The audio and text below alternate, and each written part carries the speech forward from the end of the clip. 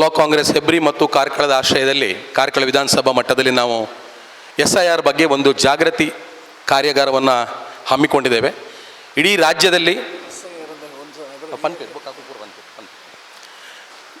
ರಾಜ್ಯದಲ್ಲಿ ಉಡುಪಿ ಜಿಲ್ಲೆಯಲ್ಲಿ ವ್ಯಾಪ್ತಿಯ ಕಾರ್ಕಳದಲ್ಲಿ ಪ್ರಪ್ರಥಮ ಬಾರಿಗೆ 6 ಕಡೆಗಳಲ್ಲಿ ಈ ಕಾರ್ಯಕ್ರಮಗಳನ್ನು ಹಮ್ಮಿಕೊಂಡಿದ್ದೇವೆ.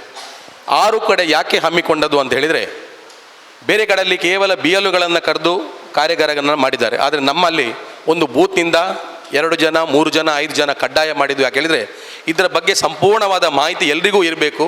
ಕೇವಲ BLA 2 ಆಗಲಿ ಬೂತ್ ಅಧ್ಯಕ್ಷರಿಂದ ಇದು ಮಾತ್ರ ಮಾಡಲಿಕ್ಕೆ ಸಾಧ್ಯ ಆಗೋದಿಲ್ಲ. ಎಲ್ಲರ ಇನ್ವಾಲ್ವ್ಮೆಂಟ್ ಬೇಕು ಅನ್ನುವ ನಿಟ್ಟಿನಲ್ಲಿ ಇಡೀ ರಾಜ್ಯದಲ್ಲಿ ಕಾರ್ಕಳ ವಿಧಾನಸಭಾ ಕ್ಷೇತ್ರದಲ್ಲಿ ಮಾತ್ರ 6 ಕಡೆಗಳಲ್ಲಿ ಕಾರ್ಯಾಗಾರಗಳನ್ನು ಹಮ್ಮಿಕೊಂಡಿದ್ದೇವೆ. ಒಂದೊಂದು ವಲಯಗಳಲ್ಲಿ 5 ಗ್ರಾಮಗಳನ್ನು ಸೇರಿಸಿ ಅದರ ಪರಿಣಾಮವಾಗಿ ಅದು ಇಫೆಕ್ಟಿವ್ ಆಗಿ ಒಂದು ಪರಿಣಾಮಕಾರಿಯಾಗಿ ಮಾಡಬೇಕು ಅನ್ನುವಂಥದ್ದು ನಮ್ಮ ಉದ್ದೇಶ. ಇದು ಕಾರ್ಯಾಗಾರ ಹೆಚ್ಚು ಮಾತಾಡಲಿಕ್ಕಿಲ್ಲ. ಇದು ನಮ್ಮದು ಕೇವಲ ಇಲ್ಲಿ ಸಾಂಕೇತಿಕ ಮಾತ್ರ. ಕಾರ್ಯಾಗಾರವನ್ನು ನಾಸೀರ್ ಅವರು ಜಾಗೃತ ಕರ್ನಾಟಕದ ರಾಜ್ಯ ಸಮಿತಿ ಸದಸ್ಯರು ಅವರು ನೆರವೇರಿಸಿಕೊಡ್ತಾರೆ.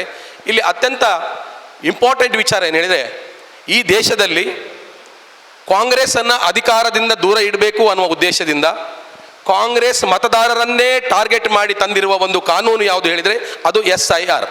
ಅದು SIR ಅಂತ ಏನು ಹೇಳಿದರೆ ಅವರು ಬಿಡಿಸಿ ಹೇಳ್ತಾರೆ, ಮತಪಟ್ಟಿ ಪರಿಷ್ಕರಣೆ, ವಿಶೇಷ ಮತಪಟ್ಟಿ ಪರಿಷ್ಕರಣೆ. ಈ ದೇಶದಲ್ಲಿ ಕಾಂಗ್ರೆಸ್ಸನ್ನು ಅಧಿಕಾರದಿಂದ ದೂರ ಇಡಬೇಕು ಅನ್ನುವ ಒಂದು ಉದ್ದೇಶದಿಂದ ಕಾಂಗ್ರೆಸ್ ಮತದಾರರನ್ನೇ ಟಾರ್ಗೆಟ್ ಮಾಡಿ ಜಾರಿ ತಂದಿರುವ ಈ ಕಾನೂನೇ ಇದು SIR. ಅದರಿಂದ ಕಾಂಗ್ರೆಸ್ಸಿಗರ ನಾವು ಎಚ್ಚೆತ್ತುಕೊಂಡು ಇದರ ಬಗ್ಗೆ ಸೂಕ್ಷ್ಮವಾಗಿ ಅರಿತು ಜಾಗೃತರಾಗಿ ಕಾರ್ಯಪ್ರವೃತ್ತರಾದರೆ ಮಾತ್ರ ಮುಂದೊಂದು ದಿನ ಕಾಂಗ್ರೆಸ್ಸನ್ನು ಈ ದೇಶದಲ್ಲಿ ಮತ್ತೊಮ್ಮೆ ಕಟ್ಟಲಿಕ್ಕೆ ಸಾಧ್ಯ ಆಗ್ತದೆ ಅನ್ನುವಂಥದ್ದನ್ನು ನಾವು ಮೊದಲು ಕಾಂಗ್ರೆಸ್ನವರು ಅರ್ಥ ಮಾಡಿಕೊಳ್ಬೇಕಾಗಿದೆ. ಇಡೀ ರಾಜ್ಯದಲ್ಲಿ ಇಡೀ ದೇಶದಲ್ಲಿ SIRನ ವಿರುದ್ಧವಾಗಿ ಒಂದೇ ಒಬ್ಬ BJP ನಾಯಕ ಆಗಲಿ BJP ಶಾಸಕ ಆಗಲಿ BJP ಪದಾಧಿಕಾರಿಗಳು ಮಾತಾಡಲಿಲ್ಲ. ಯಾಕೆ ಹೇಳಿದರೆ ಈ SIRನಿಂದ ಯಾರಿಗೆ ಲಾಭ ಆಗ್ತದೆ ಅಂತ ಹೇಳಿದರೆ ಅದು BJPಯವರಿಗೆ ಮಾತ್ರ. ಯಾರಿಗೆ ನಷ್ಟ ಅಂತ ಹೇಳಿದರೆ ಅದು ಕಾಂಗ್ರೆಸ್ನವರಿಗೆ ಮಾತ್ರ. ಅವರ ಟಾರ್ಗೆಟ್ ಇಷ್ಟೇ, ಒಂದು ಬೂತಿನಲ್ಲಿ 100 ವೋಟ್ಗಳನ್ನು ಅವರ ಟಾರ್ಗೆಟ್ ಮಾಡ್ತಾರೆ. ಕಾರ್ಕಳ ವಿಧಾನಸಭಾ ಕ್ಷೇತ್ರದಲ್ಲಿ 209 ಬೂತ್ ಇದೆ. ಅಲ್ಲಿಗೆ ಒಟ್ಟು ಮತಗಳ ಸಂಖ್ಯೆ 20,900. ನಮ್ಮಲ್ಲಿ ಒಂದು ಪ್ರಶ್ನೆ ಬರ್ಬೋದು, 20,900 ವೋಟುಗಳಲ್ಲಿ BJPಯ ವೋಟುಗಳಿಲ್ವೇ ಅನ್ನುವಂಥ ಒಂದು ಪ್ರಶ್ನೆ ಬರ್ಬೋದು. ಖಂಡಿತ ಇದೆ. ಒಂದು ಬೂತಿನಲ್ಲಿ 100 ವೋಟುಗಳನ್ನು ತೆಗೆಯುವಾಗ ಆ 30 ವೋಟುಗಳು BJPಯವರದ್ದು ಆಗಿದ್ರೂ ಕೂಡ 20,900 ವೋಟುಗಳಲ್ಲಿ BJPಯವರು ವೋಟ್ ಕಳ್ಕೊಳ್ಳೋದು ಕೇವಲ 6,000 ಮಾತ್ರ. ಕಾಂಗ್ರೆಸ್ನವರ 14,000 ವೋಟುಗಳು ಡಿಲೀಟ್ ಆಗ್ತದೆ.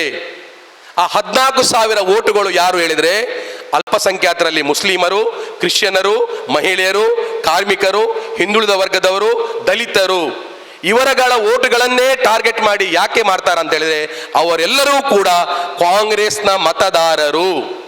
ಈ ರಾಜ್ಯದಲ್ಲಿ ವಿಶೇಷವಾಗಿ ಮಹಿಳೆಯರ ವೋಟ್ಗಳ ಮೇಲೆ ಟಾರ್ಗೆಟ್ ಮಾಡಿದ್ದಾರೆ. ಯಾಕೆ ಹೇಳಿದರೆ ಎಲ್ಲ ಮಹಿಳೆಯರು ಗ್ಯಾರಂಟಿ ಯೋಜನೆ ಫಲಾನುಭವಿಗಳು, ಅವರು ಕಾಂಗ್ರೆಸ್ ಪರವಾದ ಒಲವನ್ನು ತೋರಿಸ್ತಾ ಇದ್ದಾರೆ. ಅದರಿಂದ ಅಲ್ಪಸಂಖ್ಯಾತರು ಮತ್ತು ಮಹಿಳೆಯರ ವೋಟುಗಳನ್ನೇ ಟಾರ್ಗೆಟ್ ಆಗಿ ಮಾಡ್ತಾ ಇದ್ದಾರೆ. ಆ ಕಾರಣಕ್ಕಾಗಿ BJPಯವರು ಎಲ್ಲಿಯೂ ಕೂಡ SIR ಬಗ್ಗೆ ಯಾರೂ ಕೂಡ ಮಾತಾಡಲಿಲ್ಲ, ಎಲ್ಲೂ ಕಾರ್ಯಾಗಾರ ಮಾಡುವುದಿಲ್ಲ, ಎಲ್ಲೂ ಅದರ ಬಗ್ಗೆ ಆಕ್ಷೇಪಗಳನ್ನು ಮಾಡುವುದಿಲ್ಲ, ಎಲ್ಲಿಯೂ ಕೂಡ BJPಯವರಿಗೆ ಒಂದೇ ಒಂದು ಪ್ರಶ್ನೆ ಇಲ್ಲ. ಯಾಕೆ ಹೇಳಿದರೆ SIR ಎಲ್ಲಿ ಎಲ್ಲ ಆಗಿದೆ ಅಲ್ಲಿ ಎಲ್ಲ BJP ಪಕ್ಷದ ಆಡಳಿತಗಳು ಬಂದಿದೆ. ಅದಕ್ಕೆ ಪಶ್ಚಿಮ ಬಂಗಾಳ ಅತಿ ದೊಡ್ಡ ಉದಾಹರಣೆ. ಕೇರಳ ಮತ್ತು ತಮಿಳುನಾಡುಗಳಲ್ಲಿ ಯಾಕೆ ಆಗಲಿಲ್ಲ ಹೇಳಿದರೆ ಅಲ್ಲಿ ಬೂತ್ ಮಟ್ಟದ ಕಾರ್ಯಕರ್ತರುಗಳು ಗಟ್ಟಿಯಾಗಿ ನಿಂತ ಫಲವಾಗಿ ಇವತ್ತು ಅಲ್ಪ ಮತಗಳನ್ನು ಮಾತ್ರ ಅಲ್ಲಿ ಕಡ್ಕೊಳ್ಳಿಕ್ಕೆ ಆಯಿತು. ಅದರಿಂದ ಇದು SIR ವೆರಿ ಇಂಪಾರ್ಟೆಂಟ್. ನಮ್ಮ ಜಾಗೃತಿ ವೆರಿ ಇಂಪಾರ್ಟೆಂಟ್. ನಾವು ಇದರ ಬಗ್ಗೆ ತಿಳ್ಕೊಂಡು ವಾರ್ಡ್ಗಳಲ್ಲಿ ಕೆಲಸ ಮಾಡಿದಾಗ ಮಾತ್ರ ನಾವು ಅಧಿಕಾರವನ್ನು ಉಳಿಸ್ಲಿಕ್ಕೆ ಆಗ್ತದೆ. ನಮ್ಮ ಪುರಸಭೆ 23 ವಾರ್ಡ್ಗಳಲ್ಲಿ ನಾವು 1 ವೋಟುಗಳಿಂದ 1 ವಾರ್ಡನ್ನು ಕಳ್ಕೊಂಡಿದ್ದೇವೆ, 2 ವೋಟುಗಳಿಂದ 1 ವಾರ್ಡ್ ಕಳ್ಕೊಂಡಿದ್ದೇವೆ, 3 ವೋಟುಗಳಿಂದ 1 ವಾರ್ಡನ್ನು ಕಳ್ಕೊಂಡಿದ್ದೇವೆ. ಆದರೆ SIR ಜಾರಿಯಾದಲ್ಲಿ ನಾವು ಅದರ ಬಗ್ಗೆ ನಿರ್ಲಕ್ಷ್ಯ ವಹಿಸಿದರೆ ಒಂದೊಂದು ವಾರ್ಡ್ಗಳಲ್ಲಿ 100-150 ವೋಟುಗಳನ್ನು ಕಳ್ಕೊಂಡು ನಾವು 23 ವಾರ್ಡ್ಗಳನ್ನು ಕಳ್ಕೊಳ್ತೇವೆ. ನಾವಿಲ್ಲಿ ಒಬ್ಬ ಗ್ರಾಮ ಪಂಚಾಯತ್ ಸದಸ್ಯ, ಒಬ್ಬ ತಾಲೂಕ್ ಪಂಚಾಯತ್ ಸದಸ್ಯ, ಒಬ್ಬ ಜಿಲ್ಲಾ ಪಂಚಾಯತ್ ಸದಸ್ಯ ಮೊದಲು ಕಳ್ಕೊಂಡಿದ್ರೆ SIR ಅಲ್ಲಿ ನಾವು ಪರಿಣಾಮಕಾರಿಯಾಗಿ ಭಾಗಿಯಾಗದಿದ್ರೆ ನಾವು ಎಲ್ಲಾ ಗ್ರಾಮ ಪಂಚಾಯತ್ಗಳನ್ನ, ಎಲ್ಲಾ ತಾಲೂಕ್ ಪಂಚಾಯತ್ಗಳನ್ನ, ಎಲ್ಲಾ ಜಿಲ್ಲಾ ಪಂಚಾಯತ್ಗಳನ್ನ ಕಳ್ಕೊಳ್ತೇವೆ. ಅದರಿಂದ ಇದು ದೊಡ್ಡ ನಾವು ಬಹಳ ಸೀರಿಯಸ್ ಆಗಿ ತಗೊಳ್ಳುವ ವಿಚಾರ ಅಲ್ಲ, ಇದನ್ನು ಹೊರವಾಗಿ ಪರಿಣಮಿಸಲಿಕ್ಕೆ ಒಂದು ಅವಕಾಶ ಉಂಟು. ಇದರಲ್ಲಿ ತೊಡಗಿಸಿಕೊಂಡು ಇದನ್ನು ಅರ್ಥ ಮಾಡಿಕೊಂಡು ಇದರಲ್ಲಿ ಹೇಗೆ ನಮ್ಮ ಮತದಾರರನ್ನ, ನಮ್ಮ ವಾರ್ಡಿನ ಮತದಾರರನ್ನ, ಕಾಂಗ್ರೆಸ್ ಪರ ಇರುವ ಮತದಾರರನ್ನ, ಜಾತ್ಯತೀತ ಮತದಾರರನ್ನ ಉಳಿಸಲಿಕ್ಕೆ ಏನೆಲ್ಲ ಮಾಡಬೇಕು ಅನ್ನೋದರ ಬಗ್ಗೆ ಸ್ಪಷ್ಟವಾದ ಮಾಹಿತಿಯನ್ನ ಕಾರ್ಯಾಗಾರದಲ್ಲಿ ಕೊಡ್ತಾರೆ. ನಾವು ಅದನ್ನು ಫಾಲೋ ಮಾಡೋದು ಮಾತ್ರ ನಮ್ಮ ಕೆಲಸ. ಕರ್ನಾಟಕ ಸರ್ಕಾರ ಅದರ ಪರವಾಗಿ ಕೆಲಸ ಮಾಡ್ತಾ ಇದೆ.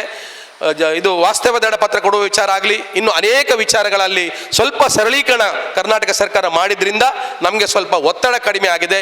ಅದರಿಂದ ಈ SIR ಬಗ್ಗೆ ನಾವೆಲ್ಲರೂ ಕೂಡ ಜಾಗೃತರಾಗಿ ಮನೆ ಮನೆಗೆ ಪ್ರತಿ BLO ಜೊತೆಯಲ್ಲಿ ಮನೆ ಮನೆಗೆ ಭೇಟಿ ಕೊಡೋದಾಗಲಿ ಅಥವಾ ಅದಕ್ಕೆ ಸಂಬಂಧಪಟ್ಟ ಹಾಗೆ ನಮ್ಮ ಮತದಾರರಿಗೆ ಅದಕ್ಕೆ ಬೇಕಾಗುವ ದಾಖಲೆಗಳನ್ನು ಕೊಡುವ ನಿಟ್ಟಿನಲ್ಲಿ ನಾವೆಲ್ಲ ಸಹಕಾರ ಕೊಟ್ಟರೆ ಖಂಡಿತವಾಗಿಯೂ ನಮಗೆ ಮತ್ತೊಮ್ಮೆ ಕಾರ್ಕಳದಲ್ಲಿ ಕಾಂಗ್ರೆಸ್ಸನ್ನು ಗಟ್ಟಿಯಾಗಿ ಕಟ್ಟಲಿಕ್ಕೆ ಮತ್ತು ನಮ್ಮ ಅಧಿಕಾರವನ್ನು ಉಳಿಸಲಿಕ್ಕೆ ಸಾಧ್ಯ ಆಗ್ತದೆ ಅನ್ನುವಂಥ ಮಾತನ್ನ ಈ ಸಂದರ್ಭದಲ್ಲಿ ಹೇಳ್ತಾ, ಮುಂದೆ ಜಾಗೃತ ಕರ್ನಾಟಕದ ನಾಸೀರ್ ಅವರು ಉತ್ತಮ ಮಾರ್ಗದರ್ಶನ ಮಾಡಲಿಕ್ಕಿದ್ದಾರೆ. ನಾವು ಅನೇಕ ಕಡೆಗಳಲ್ಲಿ ಇದರ ಬಗ್ಗೆ ಮಾಹಿತಿ ಕಾರ್ಯಗಳಲ್ಲಿ ಭಾಗವಹಿಸಿದ್ದೇವೆ. ನಿಮ್ಮಲ್ಲಿ ಜಾಗೃತಿ ಹುಟ್ಟಿಸುವುದೇ ಮತ್ತು ನಾವು ಇನ್ವಾಲ್ವ್ಮೆಂಟ್ ಆಗುವುದೇ ಇದಕ್ಕೆ ಪರಿಹಾರ ಅನ್ನುವಂಥ ನಿಟ್ಟಿನಲ್ಲಿ 6 ಕಡೆಗಳಲ್ಲಿ ನಾವು ಆಯೋಜನೆ ಮಾಡಿದ್ದೇವೆ. ಇವತ್ತು 3 ಕಡೆಗಳಲ್ಲಿ, ಇಲ್ಲಿ ಹೆಬ್ರಿ, ಅಜೆಕಾರ್ ಮತ್ತು ಕಾರ್ಕಳ ಪುರಸಭೆ, ನಾಳೆ ಕುಕ್ಕುಂದೂರು, ಮಿಯಾರು ಮತ್ತು ಬೆಳ್ಮಾಣ್, ಬೈಲೂರು, ಇಷ್ಟು ಕಡೆಗಳಲ್ಲಿ ನಾವು ನಾಳೆ ಕೂಡ 3 ಕಾರ್ಯಕ್ರಮ ಹಮ್ಮಿಕೊಂಡಿದ್ದೇವೆ. ಇಲ್ಲಿ ವಿಶೇಷವಾಗಿ ನೀವೆಲ್ಲರೂ ಕೂಡ ಕಾಂಗ್ರೆಸ್ನ ಕಟ್ಟಾಳುಗಳು ಅಂತ ನಾನು ಭಾವಿಸಿಕೊಂಡು ನಿಮ್ಗೆಲ್ಲರಿಗೂ ಕೂಡ ನಾನು ಪಕ್ಷದ ಪರವಾಗಿ ದೊಡ್ಡ ಸೆಲ್ಯೂಟನ್ನು ಕೊಡ್ಲಿಕ್ಕೆ ಬಯಸ್ತೇನೆ. ಯಾಕೆ ಹೇಳಿದರೆ ಪಕ್ಷಕ್ಕೆ ನಮ್ಮ ಅಗತ್ಯವಿರುವುದು ಈಗ, ನಿಮ್ಮೆಲ್ಲರ ಅಗತ್ಯ ನಮ್ಮ ಪಕ್ಷಕ್ಕೆ ಈಗ ಕಡ್ಡಾಯವಾಗಿ ಇದೆ ಮತ್ತು ಯಾವತ್ತೂ ನಾವು ಕೈಕಾಲು ಹೊಡೆದ್ರು ನಾವು ಏನು ಮಾಡೋಕ್ಕಾಗಲಿಲ್ಲ. ಅದರಿಂದ ಇವತ್ತು ಬಂದಿರುವ ನಿಮ್ಗೆಲ್ಲರಿಗೂ ಕೂಡ ನಾನು ವಿಶೇಷವಾಗಿ ಕಾರ್ಕಳ ಕಾಂಗ್ರೆಸ್ ಪರವಾಗಿ ನಾನು ಕೃತಜ್ಞತೆಯನ್ನು ಸಲ್ಲಿಸಿ ನಾನು ಮಾತನ್ನು ಮುಗಿಸ್ತೇನೆ. ಜೈ ಹಿಂದ್, ಜೈ ಕರ್ನಾಟಕ.